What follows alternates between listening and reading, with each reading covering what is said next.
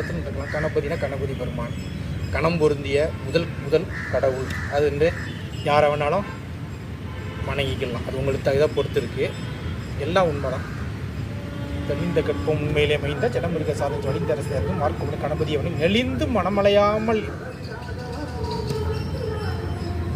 மனமலையாமல் மனம் வந்து எங்கேயுமே ஆடக்கூடாது, அசையக்கூடாது, கெட்ட எண்ணம் வரக்கூடாது, காம எண்ணம் குரோதம் வரக்கூடாது, கோபம் வரக்கூடாது. நல்ல சிந்தனையோட கோயிலுக்கு போகிறோம்ல, போயிட்டு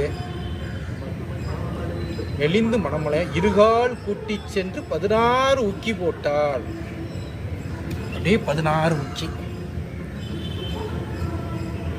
சொரிந்து நின்ற நரம்பிருகி மூல சூட்சமும் துலங்குமாடா.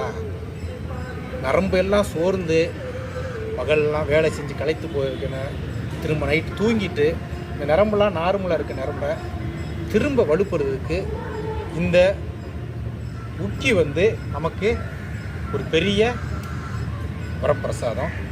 சொரிந்து நின்ற நரம்பெருகி மூல சூட்சமும் துலங்குமடா இன்னும் கேளு.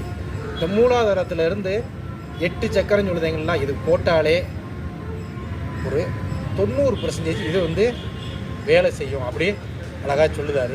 முக்கியமான இது வந்து அழகாக நம்ம பெண்கள் வந்து காலையில் எந்திரிச்சு, அம்மாவோ ஒய்ஃபோ காலையில் எந்திரிச்சு குளித்து கோயிலுக்கு போயிட்டு விநாயக பெருமானை வணங்கும் போது உக்கி போட்டு அழகாக திரும்ப இந்த காலையில் அரச மரத்தை சுற்றி வரும்போது அழகான காற்று சுவாச்சிட்டு வரும்போது அவங்க மூலாதார சக்கரம் எல்லாமே இயங்கிடுது. இதனால இது அவங்களுக்கு உடற்பயிற்சி இந்த தேவை. இந்த உடற்பயிற்சியே பெரிய உடற்பயிற்சி. அது பிறகு கோலம் போடுறதெல்லாம் அதெல்லாம் தண்டால் மாதிரி அதெல்லாம் ஒரு பயிற்சி, அது வந்துடுது. அதனால் இப்போதைக்கு உக்கி போடுதல இவ்வளோ அகத்தியர் இப்படி சொல்லியிருக்காரு. இதில் நிறைய விஷயம் நல்ல விஷயங்கள் அகத்தியர் சொல்லியிருக்காரு. இந்துக்காரங்க தான் படிக்கணும் அப்படின்னு கிடையாது, எல்லாருமே சமயத்தை ஒரு படிங்க. ஆரோக்கியம் 80% இருக்குது.